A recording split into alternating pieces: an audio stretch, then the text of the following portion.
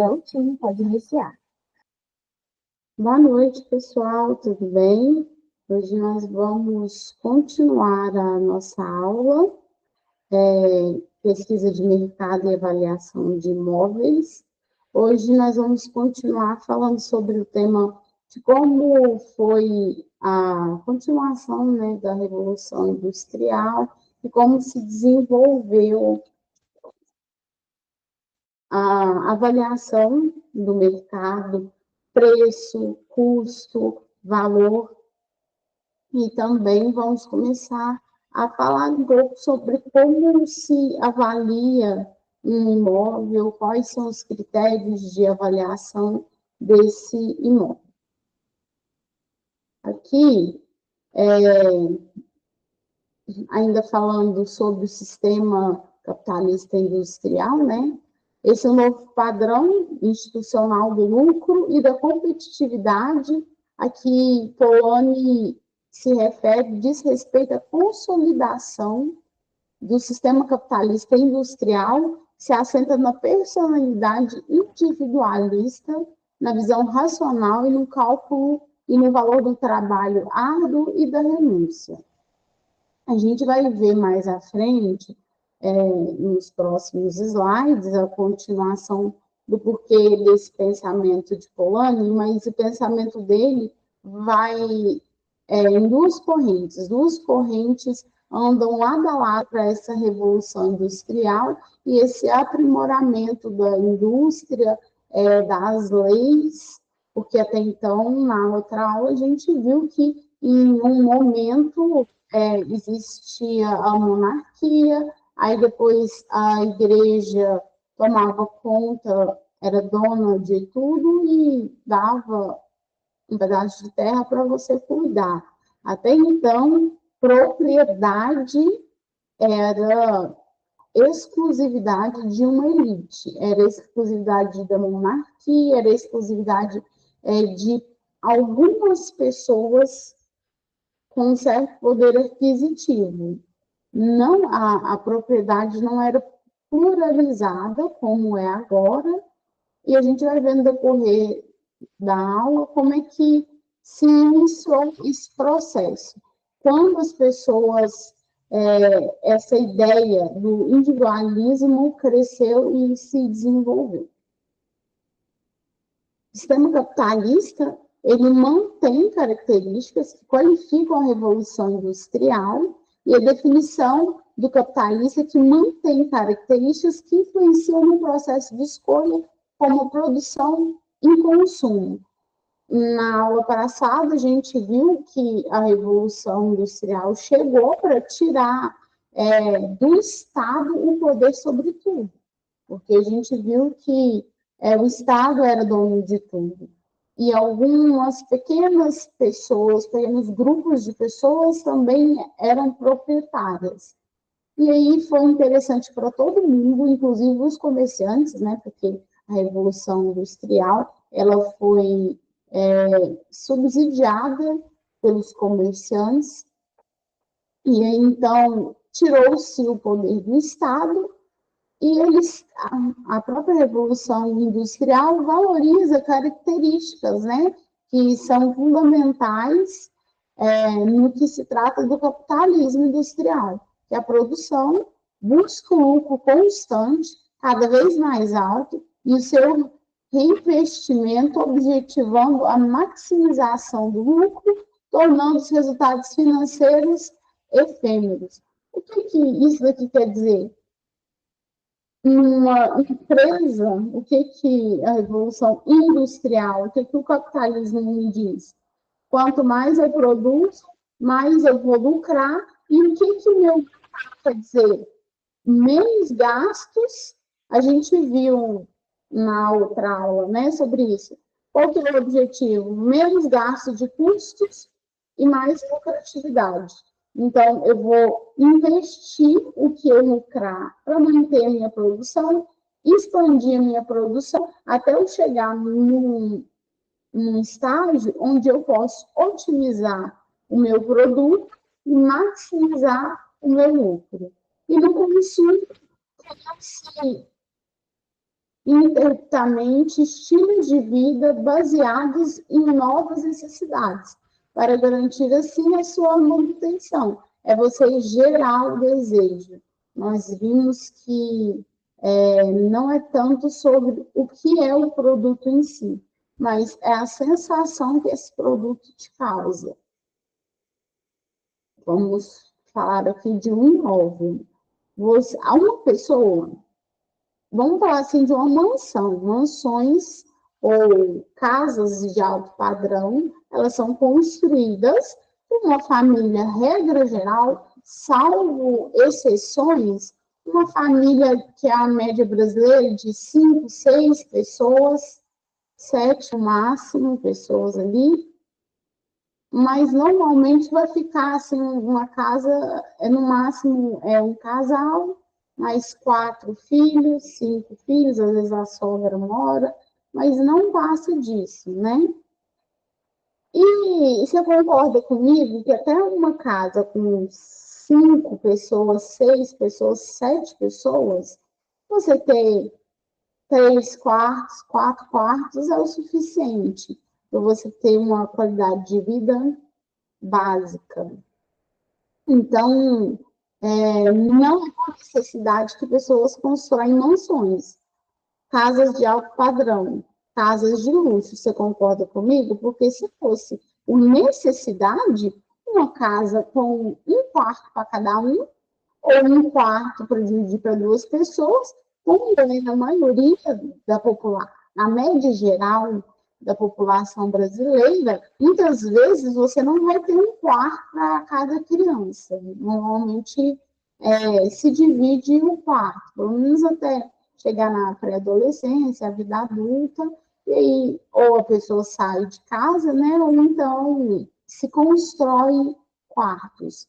Mas normalmente quartos, o que tem uma casa básica, né, de padrão médio, quartos para um quarto para cada um, e às vezes o casal da casa tem uma suíte, ou não, também não é regra, sala, cozinha e pronto, né? E tem um quintal, e assim é uma casa padrão, às vezes tem uma área gourmet na própria garagem, mas regra geral é isso. Mas você concorda comigo que existem mansões, né? Existem casas de alto padrão, casas de luxo, que às vezes moram 3 pessoas, 4 pessoas e tem 6 quartos. Tem mais quartos do que pessoas para utilizar esses quartos. Às vezes tem cozinha, sala de jantar, sala de reunião, sala de estar, na sala de TV e sala de estar, existem mais ambientes do que são necessários. Isso define uma casa de alto padrão com uma casa que de médio padrão para baixo padrão. Por quê? Porque a casa de alto padrão ela vai te oferecer bem-estar, status, não necessidade. A gente viu da linha elástica e inelástica no mercado. Por quê? Porque a gente também trabalha o consumo, que é o outro lado do capitalismo. Então, eu vou gerar no estilo de vida dessas pessoas desejos e novas necessidades para garantir, assim, a manutenção do capitalismo. O capitalismo, ele vai se manter na necessidade, mas também no desejo de ser, pertencer, de estar. E a produção está intimamente ligada no consumo. Quanto maior o meu consumo, quanto mais pessoas têm para consumir o meu produto, maior é a minha produção. Então, o sistema capitalista mantém essas características de produção e de consumo. Aí eu trouxe aqui que, racionalmente, com o pilar do sistema industrial, também foi apoiado pelo movimento religioso antimágico, denominado de protestantismo ou reforma protestante, no início do século XVI, o que pavimentou o caminho para o surgimento da indústria. esse ponto crucial de conexão entre a ética protestante e o espírito do capitalismo, ao ser interiorizado como não só o desejo de Deus, mas ordem de Deus, em todas as esferas da vida, configurando-se como o coroamento deste hegemônico e depois interiorizado por todos os sujeitos e capaz de autonomizar-se na esfera religiosa. Posteriormente, a cultura e ética protestante e o capitalismo sofreram divergências essenciais e inegociáveis de modo de vida, onde a ética capitalista busca e incentiva o prazer desenfreado e busca a satisfação do desejo pelo consumo. Então, eu li aqui um pouco de como o protestantismo se desligou do capitalismo, mas, essencialmente, se aproveitou da reforma protestante para iniciar a cultura do capitalismo. O que era pregado? Não, a ética protestante, no espírito do capitalismo, eles estavam ligados. Por quê? Por que a ética protestante prega e ordena? Tudo que você fizer, faça bem feito, como se você estivesse fazendo para Deus. Então, assim, é uma cultura onde o trabalho ele vai dignificar o homem. Então, isso para o capitalismo, onde você deixa de ser dominado por entidades do Estado, né? O Estado não era mais o soberano, a monarquia não é mais soberana, a igreja não é mais soberana, então agora nós somos indivíduos, e nós, como indivíduos, a ética protestante prega, somos indivíduos trabalhando para uma sociedade. Então, no capitalismo, foi ótimo, porque eu vou produzir, ser produtivo para de volta para a comunidade e, em retorno da comunidade, eu vou ter meu ganho próprio. Só que o que aconteceu?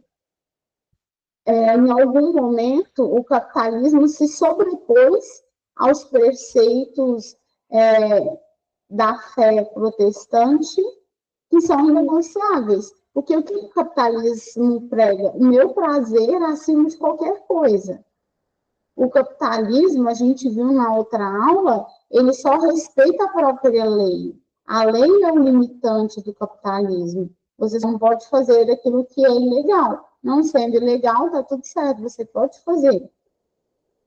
Para gerar o seu bem-estar e a busca da satisfação pelo consumo. E isso é diferente do que a ética religiosa do protestante prega, que você tem que ter autodomínio, não é prazer pelo prazer. Então, tudo que é feito tem que ser feito por um propósito, um fim religioso, né? Um fim maior do que você mesmo. E o capitalismo enxerga de uma forma diferente. O capitalismo, o fim do capitalismo é em si mesmo, é eu e o meu prazer. Já a ética protestante prega outra coisa.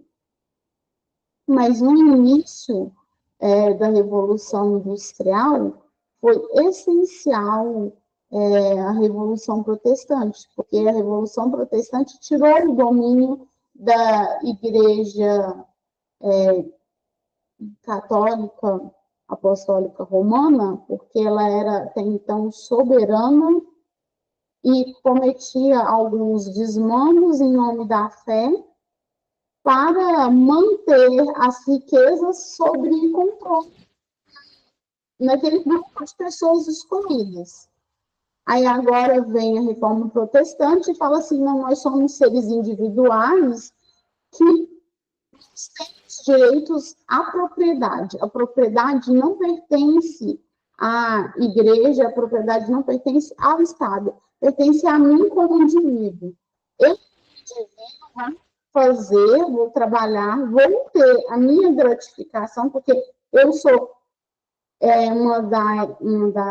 dos pilares do protestantismo é que o trabalho dignifica o homem e ele vive do trabalho dele. Então, por que isso foi importante para o capitalismo? Porque, assim, eu sou digna do fruto do meu trabalho, então eu vou usar o meu trabalho, eu não vou dar ele para o Estado, eu não vou dar ele para instituições de poder religioso. Ele é meu, o fruto do trabalho é meu. Então, foi naturalizado a propriedade. A propriedade deixou de ser privilégio de alguns e se tornou direito natural de todos. E isso, até hoje, é amparado por lei, não é religioso, né? É lei. Você não precisa ser uma pessoa religiosa para ter direito à propriedade. No Brasil, ela tem, inclusive, nas cláusulas pétreas da lei, da Constituição Federal, que rege as leis do nosso país. Então, foi isso. A religiosidade, né, a reforma protestante, ela foi essencial na época da Revolução Industrial para acentuar essa quebra de poder de outras pessoas sobre o indivíduo. Então, o indivíduo ganhou valor, ele tomou consciência de que ele era alguém e poderia adquirir propriedade, fazer negócios, comprar, vender, e isso é tudo que o capitalismo incentiva, né? E em algum momento o capitalismo rompeu com os fundamentos protestantes para garantir que fosse desenvolvido, né, o capitalismo sem controle. Hoje em dia, o capitalismo ele só é barrado pela própria lei. O capitalismo não tem valor moral. Os mercados econômicos. Os mercados econômicos não são naturais, nem livres, nem sustentados pelo individualismo das tomadas de decisões. Tampouco se limitam a transmitir informações instrumentais para justificar as escolhas. Segundo Hudgosson, são instituições sociais que apresentam restrições, expressam iniciativas coletivas e estruturam o processo de cognição dos agentes envolvidos e podem afetar, de fato, as suas preferências e crenças, ou seja, os indivíduos são coagidos a certos tipos de comportamento através de convenções, rotinas e regras de mercado. O que isso quer dizer, gente? Mais uma vez, linka com o que a gente estudou na primeira aula, que nossas escolhas elas são condicionadas, não existe uma tomada de decisão sustentada pelo individualismo completo. Eu e cada um de nós, enquanto seres livres, podemos escolher, porque nós somos indivíduos livres, mas a nossa escolha é livre de condicionamento? Não. Todos nós somos condicionados pelo aquilo que nós vemos, pelo ambiente que a gente convive, pelas nossas crenças, pelas nossas limitações morais e éticas, pelo desejo despertado ou não. Isso influencia na nossa tomada de decisão. A gente viu isso e pôde discutir um pouco sobre isso, que nós não somos de fato livres. As nossas decisões elas são influenciadas pelo ambiente. Como está escrito, né? Aqui que os indivíduos são coagidos a certos tipos de comportamento através do ambiente que ele vive. É aquela frase, né, que a gente já escutou do vô, da avó, do pai, da mãe, me diga com quem tu andas, que eu direi quem tu és, é mais ou menos a crença do filósofo. E nós somos influenciados pelo meio em que nós vivemos. Querendo ou não, nós somos afetados por esse meio. Avaliação de imóveis. Agora, deixando um pouco, né, depois que nós já contextualizamos toda a história da Revolução Industrial, quais foram as bases da Revolução Industrial, como o capitalismo industrial ainda é influenciado e quais são essas bases que ainda perduram até os tempos de hoje no capitalismo em que nós vivemos hoje. Então, nós vamos aprender a avaliar o imóvel.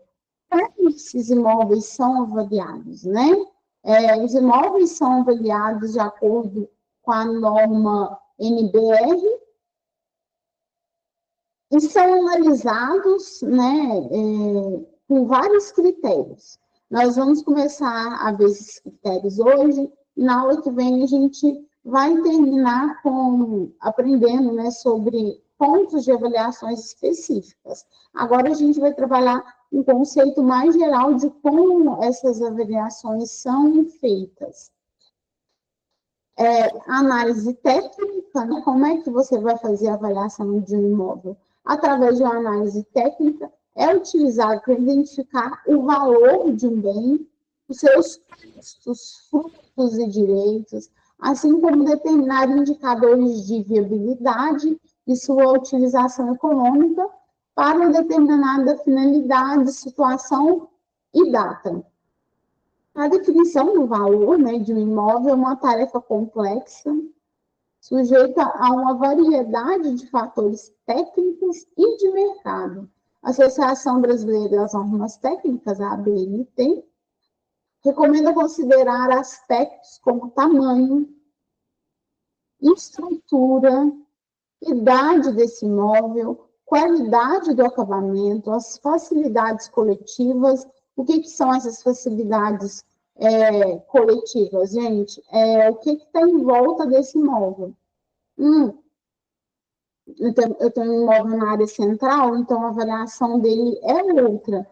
Por quê? Por que é? Porque perto desse imóvel central eu tenho escola, eu tenho acesso à farmácia, eu tenho acesso a posto de saúde, eu tenho acesso a lojas de utilidades.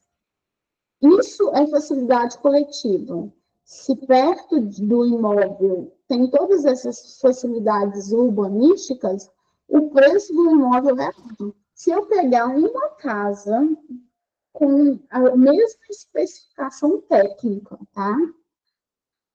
Ela tem o mesmo tamanho, ela tem a mesma estrutura, tem a mesma idade, a mesma qualidade de acabamento, topografia, zoneamento, só que as facilidades coletivas são diferentes. Eu pego uma casa na área central e uma casa em um bairro mais distante de facilidades coletivas, eu vou ter uma diferença na avaliação desse imóvel, no preço desse imóvel, consideravelmente, porque a localização é muito importante. Então, também vocês vão ter que analisar a topografia, o zoneamento e a localização, né? A localização e as facilidades coletivas estão intrinsecamente ligadas, porque uma coisa valoriza a outra. A localização, as facilidades coletivas valorizam a localização. Além disso, né, questões ambientais e tendências de mercado também influenciam diretamente no preço. O que são essas questões ambientais também? Se pode, aqui a gente vai trabalhar mais na realidade rural, né? Se você for fazer uma avaliação numa área rural, se nessa área rural tem área de APP, que é a área de preservação, esse imóvel se desvaloriza, Porque você não pode mexer em área de APP, porque senão você comete um ilícito muito grave na questão ambiental, tá? Então, se você mexer em área de preservação ambiental, você vai levar uma multa e até consequências mais graves, né? Você é obrigado a fazer um reflorestamento, mas isso vai influenciar na hora de você fazer uma avaliação de imóvel. Áreas rurais com área de APP muito grandes são desvalorizadas. Por quê? Porque a pessoa que comprar lá não vai poder mexer nessa área de APP. Ou então, se tem nascente de rio, você tem que guardar o espaço devido por lei. Então, tudo isso vai influenciar na hora de avaliar um imóvel. As tendências do mercado também, a gente viu que quando o imóvel, quando o mercado tende a passar insegurança, nós não temos um equilíbrio. Porque se o mercado se mostra inseguro, as pessoas se sentem inseguras em adquirir um imóvel. Quanto mais projeções futuras de aquecimento do mercado econômico, maior a tendência de compra e venda de imóveis. Entretanto, né, a gente viu também na aula passada que, para quem investe em imóvel e estuda sobre projeções de mercado, a baixa ou a insegurança no mercado é uma ótima oportunidade de investimento, porque se você compra na baixa, se há insegurança no mercado, o preço dos imóveis tende a cair. Então, você investe quando o preço dos imóveis não são valorizados e vende na alta, né? Quando os imóveis se valorizaram. Na avaliação de imóveis, a gente tem duas escolas, né? A escola univalente, de que o valor de um bem, em determinado instante, é único, independentemente do fim que se destina à avaliação. Já a escola plurivalente, que correlaciona o valor de um bem com a finalidade para o qual ele é avaliado, podendo mesmo atingir diversos tipos de valor. O que essas escolas acreditam e defendem, né? A escola univalente acredita que se você fez a avaliação de um imóvel, esse imóvel vai ter o mesmo valor, independente se ele é para comércio, se ele é residencial, se o mercado imobiliário sofreu alterações ou não. Então, o valor desse bem, ele é determinado no instante que ele é avaliado, ele vai ser avaliado pelo o custo, né, de fabricação e equivalência, a gente vai ver isso mais à frente, em equivalência aos critérios de produção, né, o valor desse bem e o preço desse bem. Ele não vai ser avaliado pelo mercado. Se o mercado está aquecido ou não, ele tem um valor e quando se chega nesse custo, esse custo vai ser mantido, independente da finalidade a que se destina. Já a escola plurivalente, né, correlaciona esse valor com a finalidade para a qual ele está sendo avaliado, podendo, né, ele atinge variáveis, porque se eu vou ser corretor de imóveis, vamos supor, ou você é avaliador de imóveis, se uma pessoa chega pedindo para você avaliar um imóvel, você vai considerar o quê? Para que é destinado esse imóvel? É para comércio? Por exemplo, se a pessoa te procura para avaliar um imóvel e ela mora num bairro, assim, num bairro mais afastado da área central da cidade. E ela fala assim, não, eu quero colocar esse imóvel para locação, mas eu não queria residencial. Eu queria o comercial. Existem várias residências que são locadas exclusivamente para comércio, para fins comerciais. E na hora de você avaliar o preço que você vai colocar nesse imóvel, vai depender da finalidade. Porque talvez essa casa que está num imóvel, que fica num bairro mais afastado da área central, o comércio não é tão interessante. Dependendo do tipo de comércio que a pessoa tem, não vai ser uma troca interessante de ser feita. Ela não vai, às vezes, sair de uma área central e ir para um bairro pelo valor, se a diferença de valor não for muito grande. Se não compensar, não for um bom negócio, ela não sai da área central.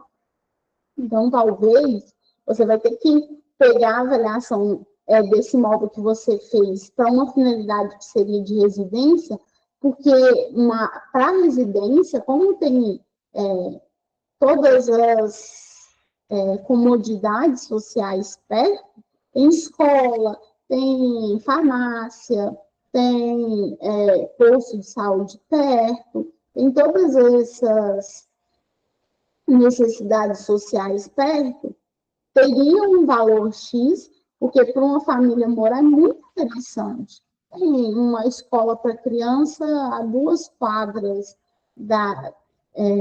do imóvel. Também tem uma farmácia na esquina, tem uma mercearia perto. Então, para uma família viver, muito interessante, mas para um comércio, não. E aí, se eu adoto a linha da escola univalente, eu vou pôr o preço lá de uma locação R$ 1.800. Mas será que vale aqueles R$ 1.800 para uma família? Sim, mas para um comércio? Porque a clientela desse comércio, vamos supor que, sei, uma loja de maquiagem. E essa loja de maquiagem, ela, como produtos para um público específico, ela viu que o público específico dela gosta de passear na área central da cidade no final de semana. Então, para ela é muito interessante ela estar num bairro distante do público-alvo dela. Então, para ela, esse valor não compensa. Porque lá no centro, na área central, apesar dela pagar um pouco mais caro, ela vai ter um lucro maior. Mas, se a pessoa que está avaliando esse imóvel entende que para o comerciante esse valor de R$ 1.800 não é rentável, porque ele vai ter que investir mais em marketing, ele vai ter que angariar as pessoas, né, chamar as pessoas daquele bairro para a sua loja. Muitas das vezes, talvez ele vai ter que investir num delivery, de fazer entrega, sei lá, sabe? Ele vai ter que investir em outros recursos para atrair as pessoas para aquela localidade que não é uma área central. E o avaliador entende todas essas nuances. Então, ele abaixa o valor desse imóvel, do aluguel desse imóvel, ou então enxerga que é uma ótima oportunidade. E naquela localidade ali, para o negócio que essa pessoa vai abrir, vai ser muito bom, porque não tem ninguém que atende essa necessidade lá naquele bairro. Então, ele aumenta a ação, que seria de R$ 1.800 para uma família, mas como ele consegue enxergar potencial, ele vai convencer o cliente dele que o imóvel que ele está vendendo tem potencial para ser uma área comercial, ele vai colocar esse imóvel para locação no valor de R$ 3.000 e vai ser mais vantajoso para o comerciante, porque apesar de lá na área central ele pagar R$ 5.000 e estar na área central, ele vai ter uma economia de R$ 2.000, vai ter uma economia de R$ 2.000, mas ele tem uma área, ele tem um potencial de crescimento. E aí foi o que a gente viu no começo da aula, né, que quais são os princípios do capitalismo: produção e consumo. Ele vê que ele pode aumentar a produção e gerar desejo de consumo. Então, normalmente, né, as pessoas optam, os avaliadores de imóveis optam pela escola plurivalente. Vários fatores vão influenciar no valor desse imóvel. O valor, né, aqui a gente tem a definição, e também tem no material de vocês, que o valor de mercado de um bem está relacionado com a sua utilidade, ou seja, com a sua capacidade de atender a uma necessidade, a um desejo e até mesmo um capricho. Entretanto, o valor advindo desta relação estará diretamente ligado às condições do mercado ao qual o bem avaliado pertence. O que isso aqui quer dizer? Vocês lembram da última aula, né? Quanto maior a utilidade, maior a percepção de valor e, consequentemente, o preço vai lá em cima. Quanto menor a sensação de utilidade, eu até dei o exemplo, acho que foi do hambúrguer, que um hambúrguer é delicioso. Eu vou ver utilidade nele, a utilidade do hambúrguer ele é muito alto.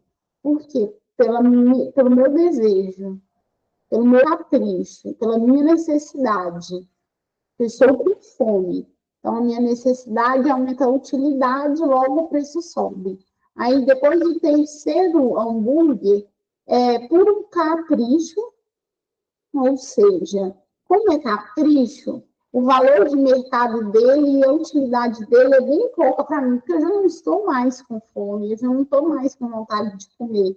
Eu vou comprar só por puro capricho e quarto hambúrguer tem que compensar o valor. O valor não pode ser o mesmo valor do primeiro hambúrguer, porque o valor do primeiro hambúrguer mexeu com a minha necessidade, mexeu com o meu desejo e mexeu com o meu capricho. Então, o valor de mercado, ele vai levar em consideração a percepção de utilidade.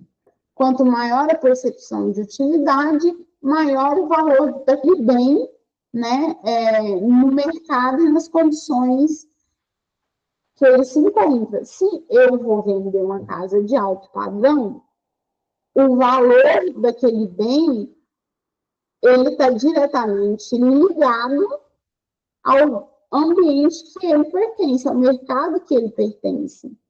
Eu não vou oferecer um imóvel de alto padrão para uma pessoa de classe média baixa ou classe média alta.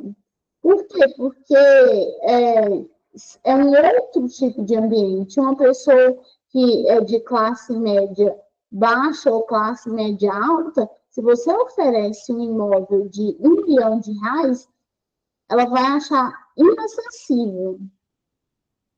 Vai gerar um desejo que ela não pode alcançar e logo o desejo dela vira frustração. E aí você não consegue mais se conectar com ela e nem gerar essa sensação de utilidade e necessidade para ela.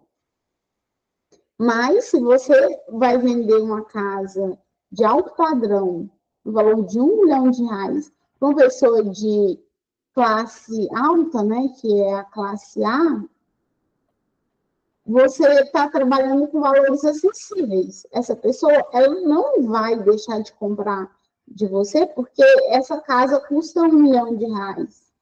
Ela vai comprar de você se você gerar nela desejo. Porque ela não tem necessidade. Uma pessoa tem classe alta, né? Que vive uma vida de alto padrão, ela não tem necessidade. A necessidade dela, ela é atendida com o que ela ganha. Ela está em busca de desejo. Ela só quer preencher o desejo dela. Ela quer atender um capricho dela. Então, o valor daquele bem vai estar diretamente ligado à utilidade e desejo que você desperta. E a gente viu na outra aula, eu até falei da bolsa exclusiva, que muitas marcas de alto padrão fazem isso. Produtos em série, né? Tem só 15 produtos desse no mundo. Aí, uma marca de chuteira, isso acontece no mundo do futebol. Teve uma vez que a Adidas fez isso. Lançou uma chuteira exclusiva e limitada. Tinha um número de série. Acho que foi 1.000, se eu não me engano, foram 1.000 chuteiras. E não ia ser mais fabricada. Então, todos os compradores têm número, todas as chuteiras adquiridas têm um número de série. Então, o que gerou na pessoa? Desejo. É utilidade? Não, porque aquilo é uma chuteira.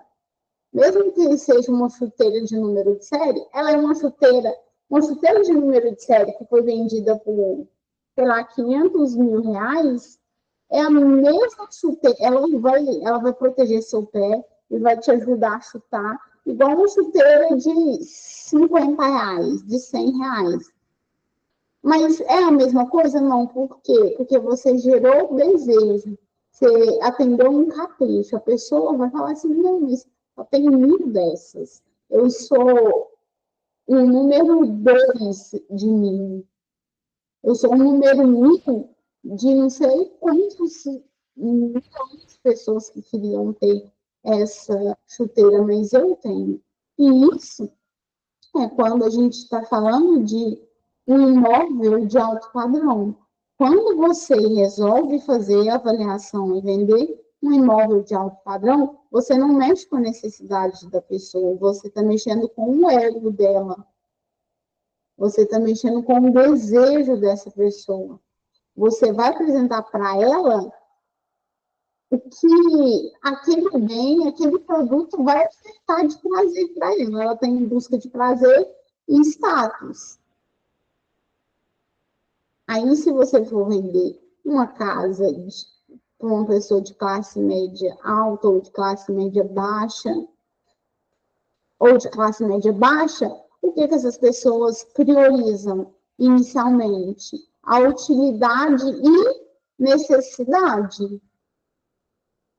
Elas têm necessidade de um imóvel, só que elas não vão fazer uma escolha por puro capricho e desejo. Por quê? Porque a gente está falando de produtos de alto valor, porque não existe imóvel barato no Brasil. Então, a gente, uma casa germinada não é menos do que 180 mil reais. E depende muito do lugar também, porque às vezes você nem acha uma casa germinada por 180 mil reais. Então, a gente está falando de valores altos. Você tem que propor para essa pessoa, você tem que apresentar o valor de mercado para essa pessoa baseado na utilidade. E essa utilidade tem que atender à necessidade desse público. Já o preço é a quantia monetária que é pedida, paga por um produto ou serviço. Ao contrário do valor de mercado, que é uma estimativa, né? O preço é uma quantia específica para o vendedor ou pelo mercado para transação. O preço ele pode ser influenciado por diversos fatores, incluindo o custo de produção, a marca, a estratégia de marketing, a concorrência e a disposição do consumidor em pagar esse determinado valor. Aqui a gente vê que o preço ele vai englobar o custo de produção. Aí a gente entra o custo de produção. Aí, para esse custo de produção, o que vai alterar o valor? A percepção da utilidade. Aí, então, nesse preço é agregado valor. Né? A estimativa, o valor do mercado, a sensação do mercado, né? Como é que tá? Porque esse preço é influenciado, o preço é influenciado. Eu fiz que eu quero ganhar na minha câmera, eu gastei R$ 50 para montar essa câmera, pelos custos que eu tive, mão de obra, aí eu calculei tudo, eu coloquei o valor de R$ 70. Ok, mas isso acontece bastante, assim, vou dar um outro exemplo, em produtos hypados na internet. Aconteceu, assim, de um produto, ele tinha um preço X. Aí, do nada, todo mundo começou a dar estratégia aqui, ó, a estratégia de marketing. Do nada, vou dar um exemplo aqui, muito recente, gente, do Morango do Amor, que foi a febre do momento. Aí, um que custava R$ 8, R$ 10 uma bandejinha, passou a custar R$ 20. O custo de produção mudou, gente? Não, mesmo antes de ser febre o morango amor, o morango era só um morango. Mas como teve toda essa influência de marketing, o mesmo produto que antes custava R$ 10, e nesses R$ 10 já estava incluído o custo de manutenção, a mão de obra, tudo. Porque teve uma estratégia de marketing, mas dobrou o preço desse produto. O custo trabalhado? O custo é o montante total, né, dos recursos financeiros, mão de obra, materiais e outros ativos consumidos da produção de bens e serviços. O custo é direto, com os materiais utilizados para a fabricação do produto, ou indireto. Aqui, o custo é aquilo que você gasta para fazer o seu produto. Morango do amor. Então, aí você vai ter morango, brigadeiro, eu acho que é a calda de açúcar. Eu não sei, gente, eu não experimentei morango do amor. Passei reto da pedra. Mas eu acho que é isso. E assim, você também vai utilizar a mesma métrica para avaliar o valor. Antes de você trabalhar com valor de mercado, a percepção desse valor, o que envolve o valor, né? A percepção do valor, utilidade, necessidade, desejo, capricho, você vai, para definir o preço, sempre embutir o custo. Nunca vai ser menor que o custo, porque se você vende mais barato, o custo você está tomando prejuízo. Então, você vai avaliar um imóvel, o que você vai levar em consideração? Você vai levar em consideração o que você gastou para fazer esse imóvel.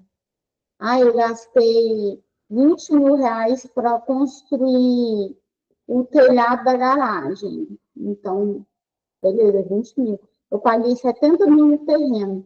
Então, não é só 70. Então, é 70 do terreno, mais 20 do telhado, já são 90 mil. E eu gastei mais 10 mil de mão de obra. Mentira, né, gente? Porque a mão de obra é bem cara, mas a gente está aqui só conjecturando. Então, 10 mil, 100 mil. Então, eu não vou vender esse imóvel por menos de 100 mil, apesar de todo mundo. Então, 100 mil. Isso é para você chegar no custo do produto. Aí, aqui, eu trouxe um preço médio, né, de um imóvel, do custo do imóvel de R$ 250 mil. Aqui, para a gente definir o primeiro item. Aí, depois que a gente define o primeiro item, a gente vai agregar no custo valor. O valor vai depender de quem é o público-alvo. Aqui, quando vocês forem avaliar o imóvel, a gente já falou que eu vou primeiro definir para quem é que eu estou vendendo. Depois que eu definir isso, aí eu vou levar em consideração o preço e, primordialmente, o custo. O custo é o pilar de tudo. Nunca vou vender menos do que eu gastei. Mas aqui, a gente vai avaliar o custo de uma construção de um lote de 250 metros quadrados. Isso daqui é na referência oficial do metro cúbico. E quando você vai fazer um orçamento, você, principalmente quando se trata de construção, você calcula no custo unitário básico da construção, de metros quadrados. Calculado, né? Esse CUB é calculado pelo sindicato de construção, né? O Sindicuscom. Sinduscom, falei errado, é Sinduscom, que serve de parâmetro. Aí eu peguei os dados das médias em 2025. A média em 2025 no Brasil, isso é lógico que depende do estado onde você está, às vezes é mais barato ou é mais caro. Isso dá uma diferença enorme, mas, regra geral, para construções de baixo padrão, o cubo de metros quadrados é R$ 2.200 a R$ 2.800. Aqui já está incluído, viu, gente? É o custo médio. Pode ser mais caro ou mais barato, vai depender da mão de obra, da qualidade do material. Tudo isso vai influenciar nesse valor, mas, em média, na hora que você vai fazer a avaliação de um imóvel, você vai considerar nem o mais caro e nem o mais barato. Então, se você está avaliando, te chamou para avaliar um imóvel de baixo padrão, você vai considerar um metro cúbico utilizado no ano, né? Se fosse esse ano, se te contratarem esse ano, você vai usar o valor de 2025. Então, para imóveis de baixo padrão, o seu cálculo vai ser de R$ 2.200 a R$ 2.800 no metro cúbico. Para casas de padrão médio, tá? Então, aqui a gente não trabalha com produtos de baixa qualidade, aqui a gente está trabalhando com produtos de qualidade razoável, né? A gente não vai nem comprar o pior piso e nem o porcelanato, a gente não vai nem de um extremo ao outro. Mas em construções de médio padrão, o gasto de metro cúbico é de 3.000 a R$ 3.800. E de alto padrão, que a gente está falando de porcelanato, a gente está falando de pedras na cozinha, planejados. Aí a gente está falando de quartos com planejado, a gente está falando de uma área gourmet, a gente está falando de piscina, a gente está falando de várias comodidades que vão elevar o custo médio de construção. Então, para casas de alto padrão, o metro cúbico utilizado para cálculo de gastos médios é de 4.000 a infinito e além, né? O que a imaginação e o dinheiro da pessoa conseguir pagar. Então, você pode encarecer, quanto mais você tiver dinheiro, mais caro vai ficar essa avaliação aqui, quando a gente está falando de imóveis de alto padrão. Tem gosto para tudo, de bolso para tudo, né? Aí, no metro quadrado da construção, no padrão médio. Padrão médio de R$ 3.000 a R$ 3.800 o metro quadrado. Os interessados podem consultar aqui, vocês que vão ser ótimos avaliadores de imóveis, vocês vão consultar esse site aqui, ó, SINAP, Sistema Nacional de Pesquisa de Construção da Construção. Podem também fazer o cálculo por conta própria, considerando alguns fatores, como o custo do material de construção e a mão de obra. Que aí isso é feito dentro da própria cidade. Se você vai prestar o serviço só dentro da cidade em que você mora, isso daqui é viável, né? Porque você consegue aferir o custo de materiais médios da sua região, da sua cidade, e a mão de obra que está sendo cobrada a média desse valor. O SINAP conta com a média por metro quadrado e as variações percentuais dos 12 meses de cada região do país. Lá vocês vão conseguir verificar quais é o custo médio e comparar de estado para estado. Então, assim, existem uma diferença muito grande do custo médio de construção de uma residência em Minas Gerais e no Nordeste. Em Minas Gerais, no Sul, em Minas Gerais e,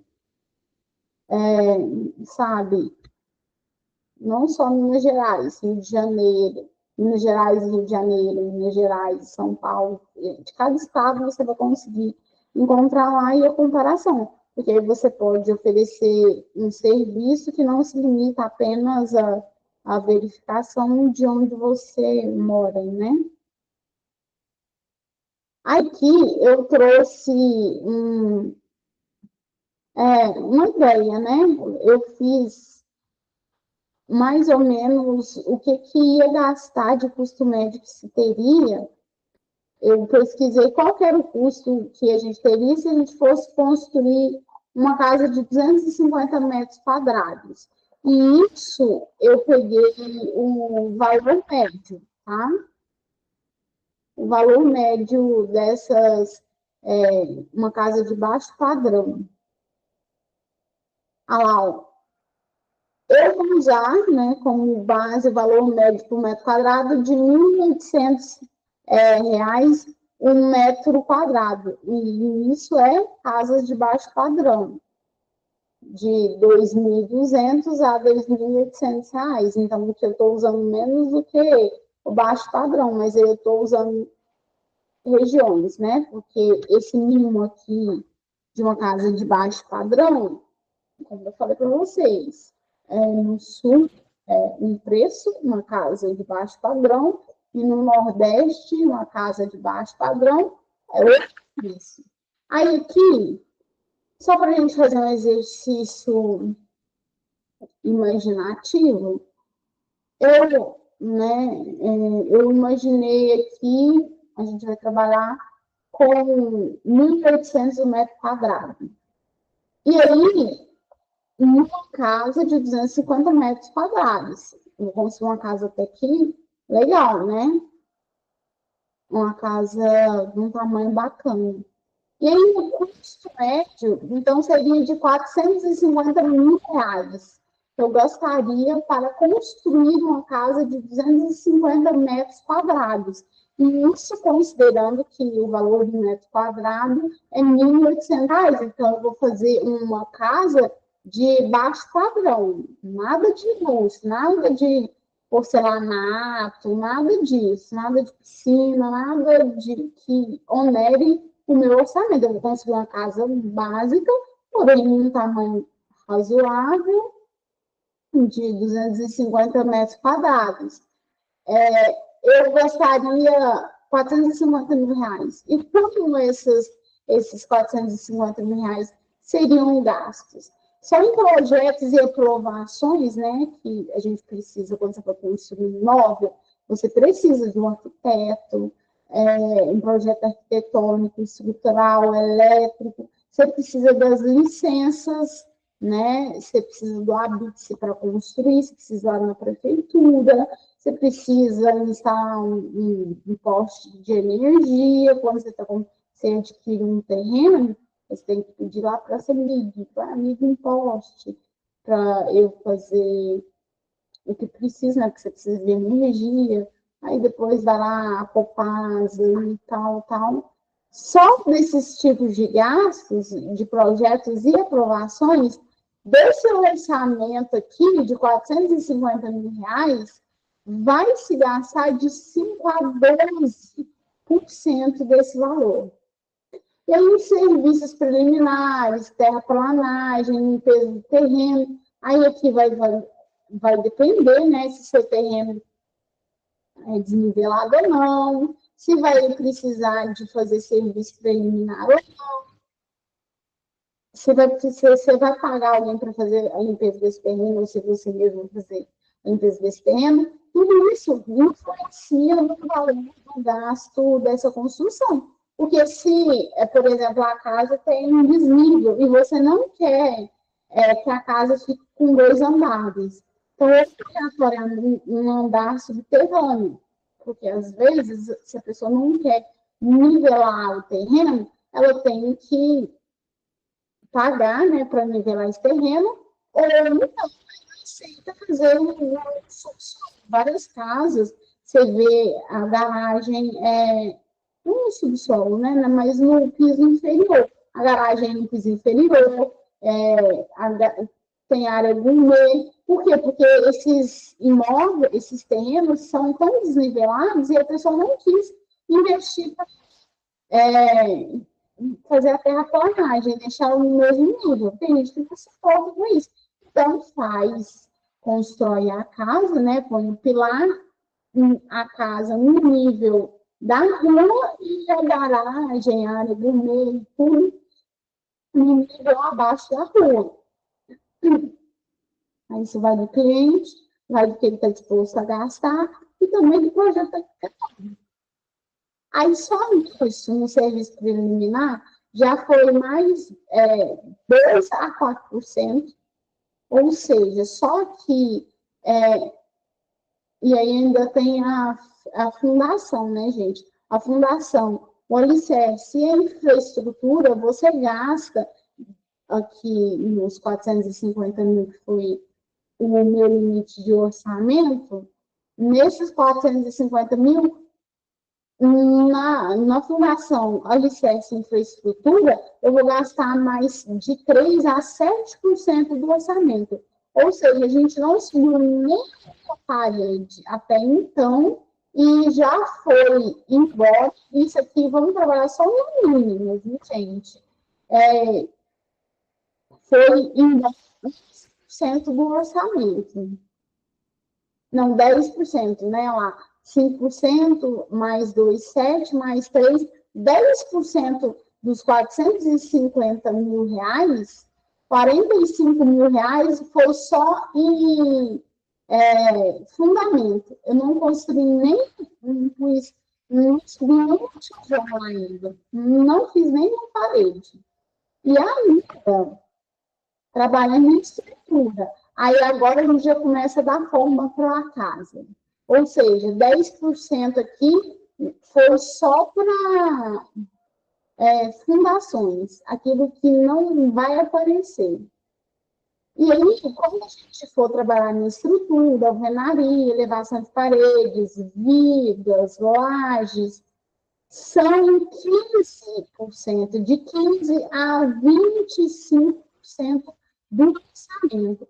Ou seja, a etapa de estrutura, alvenaria, parede, e depois a gente vai ver os acabamentos externos, porque o acabamento externo já é mais de 25% a 33% do orçamento, consome praticamente 50% do orçamento, que é, de fato, a construção em si. Os outros 50% é tudo aquilo que não é tão aparente, né? Aí a gente vai continuar aqui.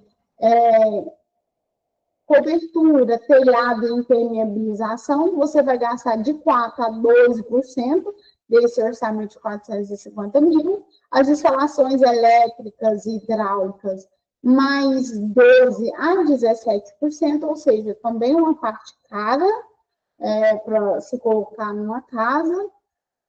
E aí depois vem a esquadrilha, que são porta, janela, vidro, que é de 4% a 10%, e isso a gente está falando que nós não vamos investir, né? Porque é um valor médio, um material mais mão de obra, a minha casa vai ser de baixo padrão, ou seja, não vai ter uma parede inteira de vidros, tá? Então, assim, aqui a gente colocou de 4% a 10%, porque eu vou fazer o tradicional, eu vou pôr uma janela ali, vou pôr uma veneziana, vou pôr uma porta, nada de uma parede inteira de vidro. E se você for fazer uma parede inteira de vidro, aí você joga esse orçamento aqui de 4 para 10, então uns 15%. Aí o acabamento, né, que é um outro gasto muito alto, que a gente falou, né, que você vai gastar de 25% a 33% do orçamento, e aí com serviços complementares, que são limpeza, retoque final, aí você paga, se você colocou jardim na sua casa, você paga um jardineiro para ir lá aparar essa grama, tratar a grama, colocar ela, e aí vai mais de 1 a 4% do orçamento em obra.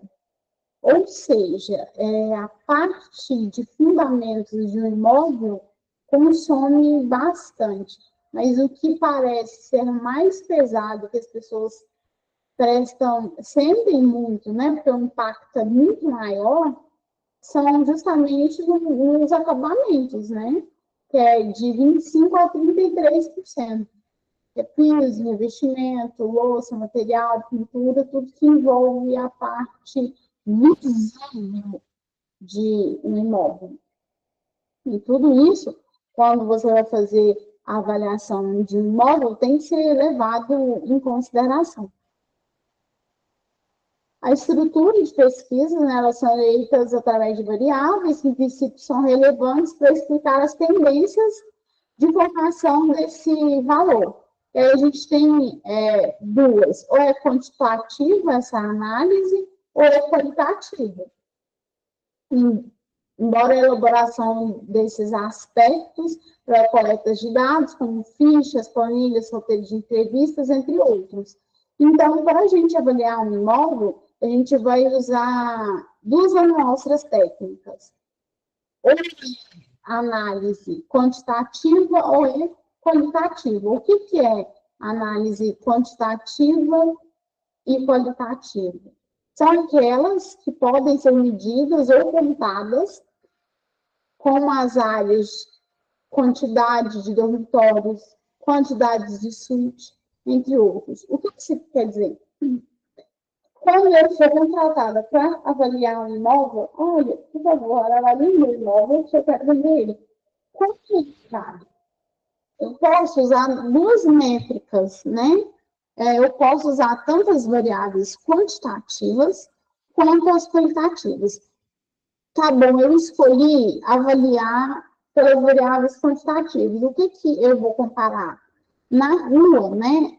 Na rua aqui da minha casa, eu quero vender minha casa. E aí, na rua da minha casa, a minha casa tem 3 quartos, tem uma suíte, um banheiro social, tem um banheiro na área gourmet, tem piscina e tem escritório, tem uma sala de TV, também tem uma sala de estar e uma cozinha. Ok. Aí você está olhando no imóvel, guarda essa informação.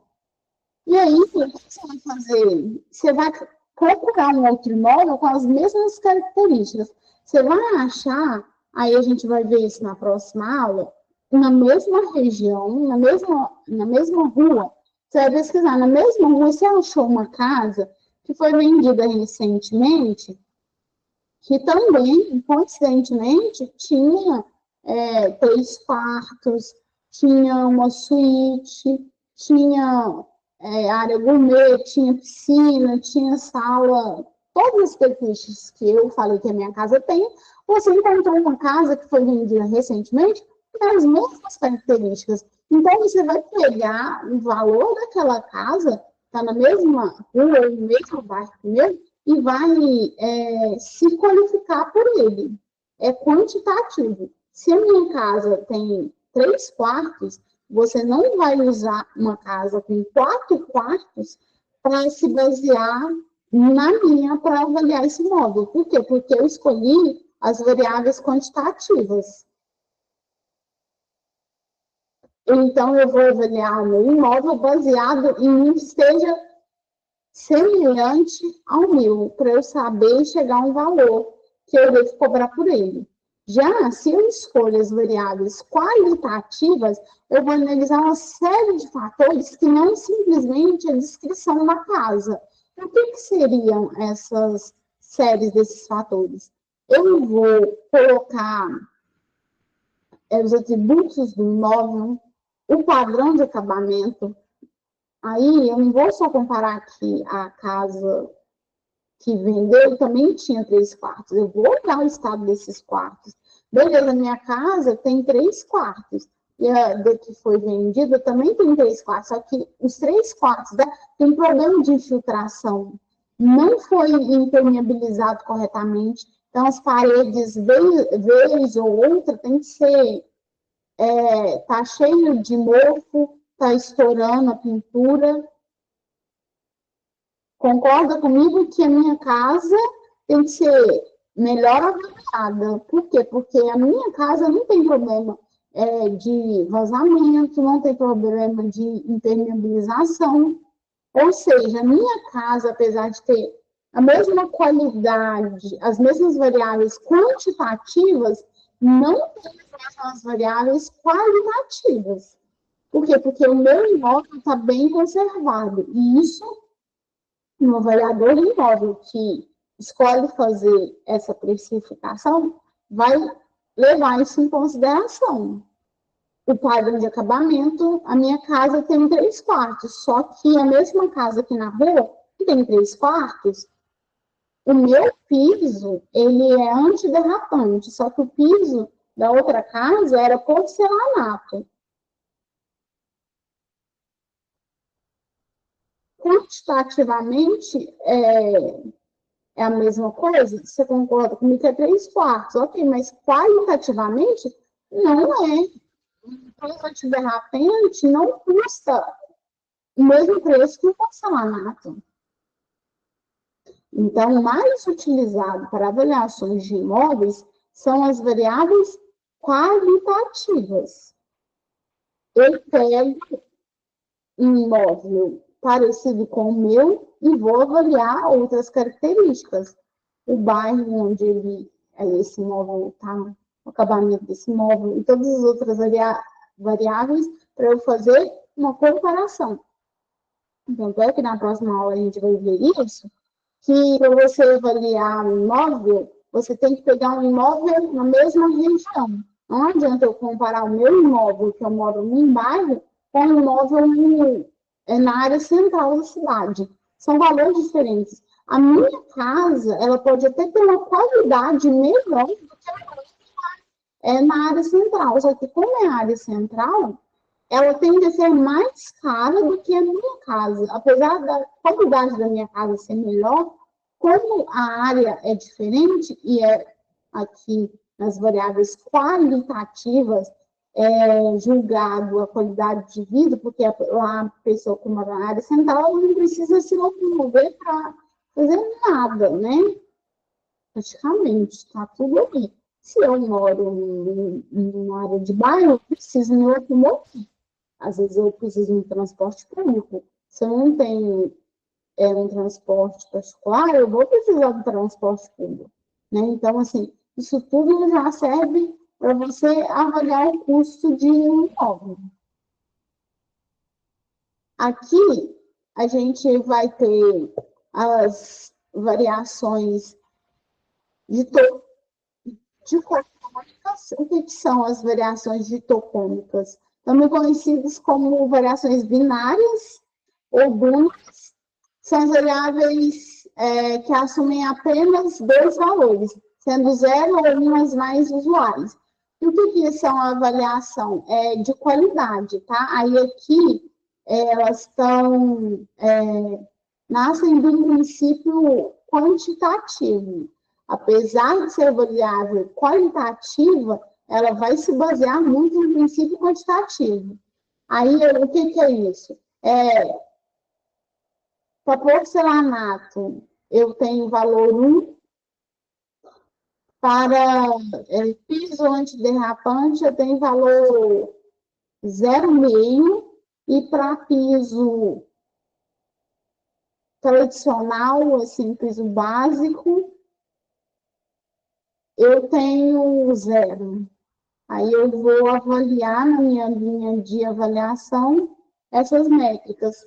Quanto mais sofisticado, mais próximo de 1, quanto menos sofisticado, mais próximo de 0. A gente também tem a variável PROX, são as variáveis cujas escalas são utilizadas para substituir outras de difícil mensuração, desde que guardem relação de pertinência entre si. Por exemplo, utilizar a renda média para representar a localização do imóvel.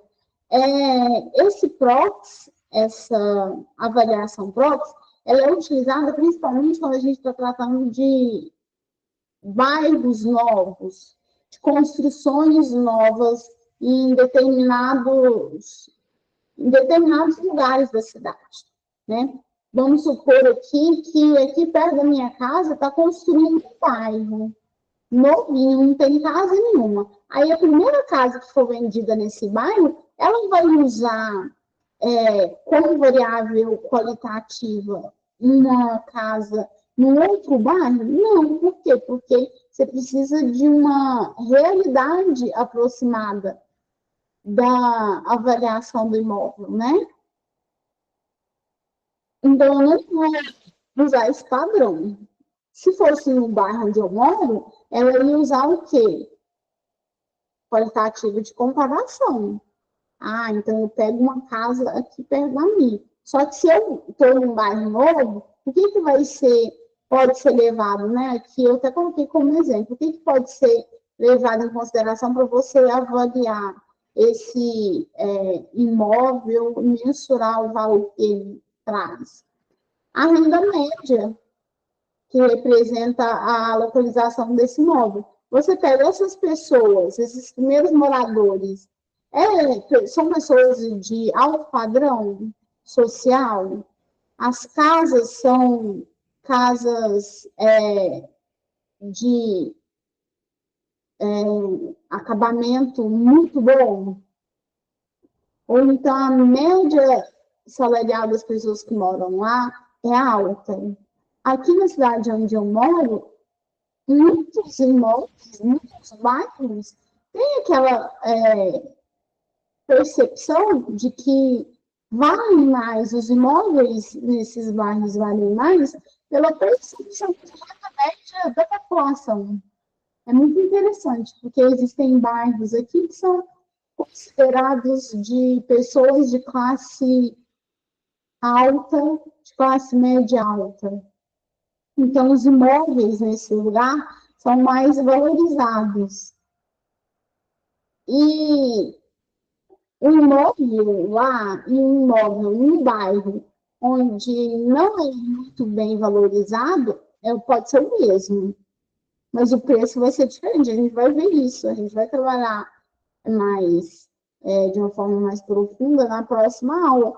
Que aí vem o primeiro assunto lá atrás, da percepção de valor e utilidade. Acontece bastante, gente, de uma casa, de um imóvel muito bom. Ele é de alto padrão, um imóvel de alto padrão, construído em uma localidade considerada de baixa renda, você leva prejuízo. Você sabe por quê? Porque uma pessoa que tem condição de comprar uma casa de alto padrão, ela não quer morar num bairro onde a média salarial é um bairro considerado de baixa renda. Isso no mercado imobiliário é muito levado em consideração. Não adianta você construir uma mansão em um bairro de baixa renda. Sua mansão não vai ser vendida pelo valor de custo e da percepção de valor dela, porque a percepção de valor dela cai por causa da vizinhança. Assim como a vizinhança, né, o bairro é levado em consideração para você definir o valor desse imóvel. Às vezes o imóvel nem não é essas coisas, mas só porque está num bairro considerado de alto padrão, ele vai ser vendido mais caro. Mas, só para fechar a linha de raciocínio, esse PROX, são técnicas de avaliação que você usa quando você não tem referenciais claros, quando nenhuma casa naquele bairro foi vendida, ou então é um bairro novo que ainda está em fase de construção. Para você avaliar aquele imóvel, você vai se basear em outros contextos. Você vai se basear na localização desse imóvel. Esse bairro que está sendo construído, ele fica próximo de um bairro de baixa renda? Então, qual que é o público que a gente vai trazer para cá? A gente vai trazer uma classe média alta para cá? Aí, então, isso vai influenciar no valor desse imóvel. Por exemplo, aqui, isso acontece bastante. Se você quer definir o público onde você vai construir a sua casa, ou onde vai ser feito um loteamento, as empresas, as incorporadoras fazem isso. Então, assim, eles vão escolher o bairro onde o condomínio vai ser montado justamente pensando nisso, na renda média apresentada na localização do imóvel. Se o condomínio vai ser de alto padrão, ele não fica próximo, condomínios de alto padrão não ficam próximos de áreas consideradas pobres, né, da cidade, consideradas de baixa renda. Você nunca vai ver um condomínio fechado em área de imóveis de baixa renda. Por quê? Porque o que compra uma casa em um condomínio fechado, ele não se sente seguro, não se sente atraído a fazer isso se a área na localidade do imóvel não for segura. Então, quando você vai fazer uma média de valoração, aí você usa o preço que você não tem referência, porque esse bairro ainda não foi construído ou ainda nenhuma casa foi vendida, você vai utilizar outras características, você tem que levar outras coisas em consideração, além do próprio custo desse imóvel, por exemplo. Os códigos alocados também são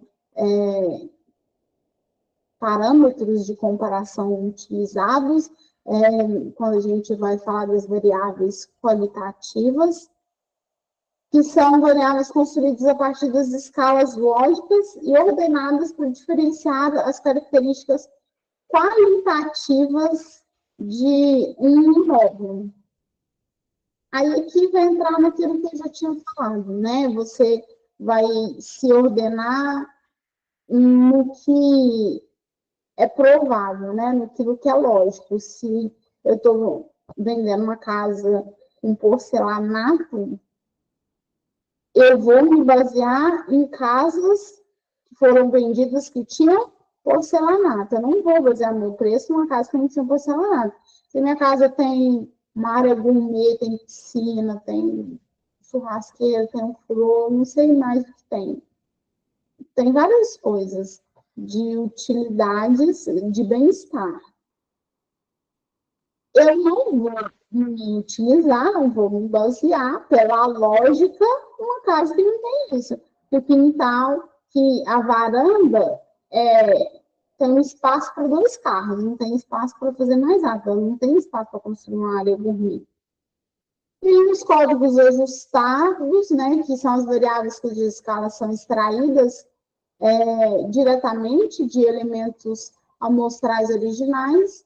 Aí ser criado um modelo de regressão auxiliar que utiliza as variáveis dicotômicas para representar cada atributo que deseja retratar nessa escala. Aí aqui a gente está trabalhando com planilhas, tá? Dos códigos ajustados.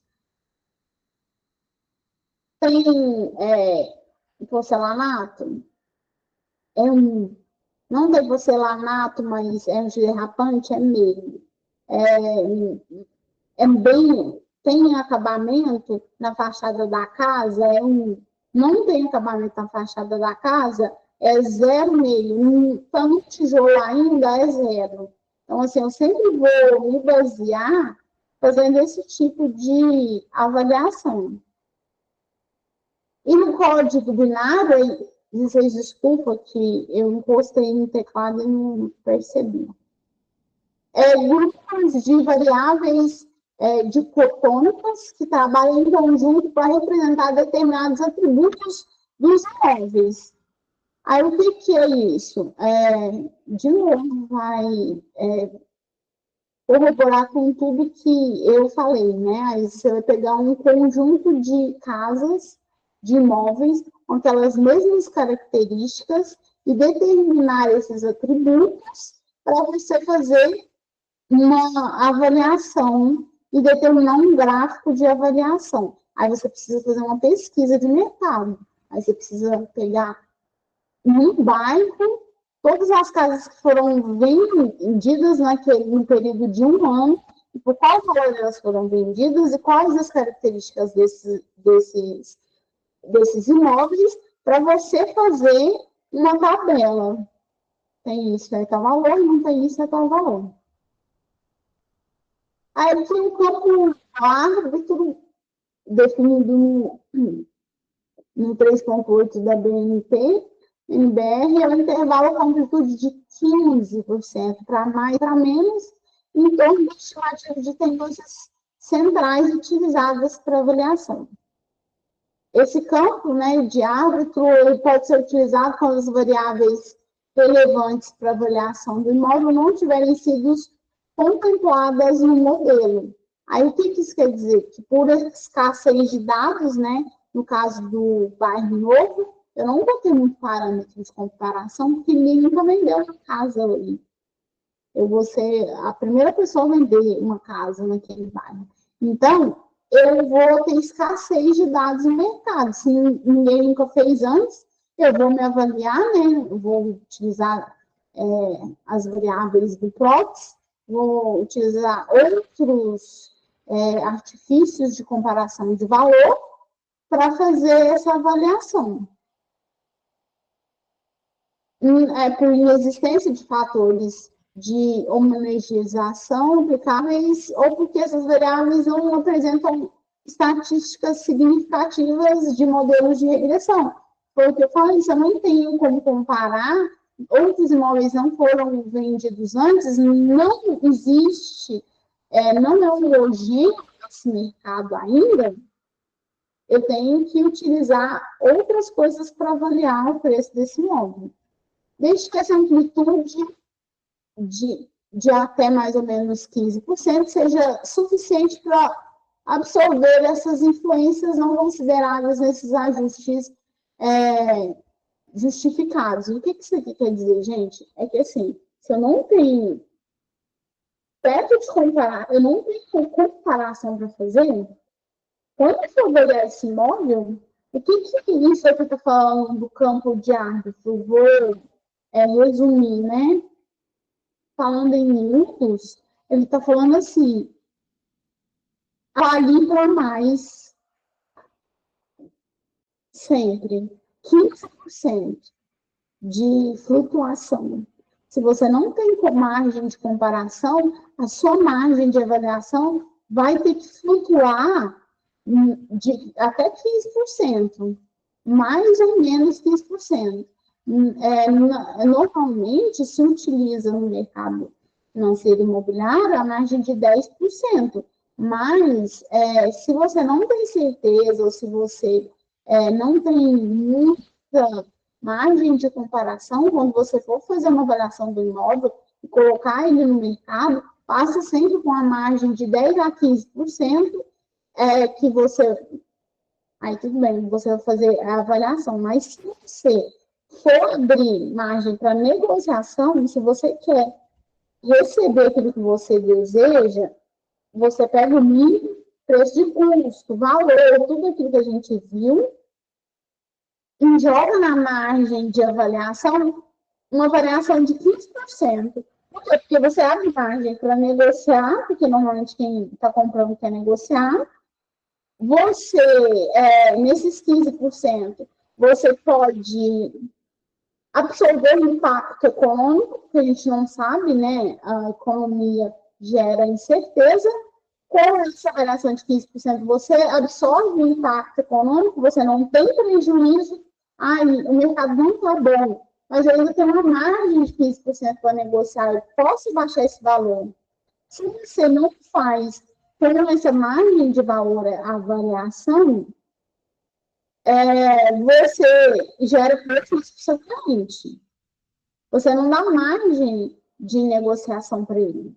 Então, é sempre importante, se você não tem comparação, não tem certeza de como será a avaliação daquele imóvel naquela região, porque não tem comparação, ou porque não foi feito, ou faltou elementos para você fazer essa comparação, sempre a margem de amplitude de 15%, para mais ou para menos, mas nunca menos do que 10%. Então, é de 10% a 20%, dependendo da região, do imóvel, da localidade, para fazer essa avaliação. A gente vai tratar mais sobre como faz essa avaliação específica na próxima aula, mas lembre-se sempre, quando for fazer essa avaliação, a não ser que já seja um bairro consolidado, que as casas são mais ou menos do mesmo padrão, tem a mesma qualidade.